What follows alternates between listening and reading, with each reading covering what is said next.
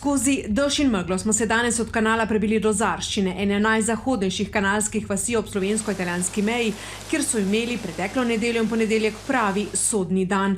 V 2 dneh so v močilih namerili kar 376 mm padavin. Takole se je zemeljski plaz ob zadnji ujmi sprožil tik nad stanovanjsko hišo v zaselku Zarščina v kanalski občini. Ob našem obisku je bila vas z nekaj hišami prazna, nekaj kilometrov stran leži vas Markiči. Sredi naselja se je plaz usul tik pod cesto.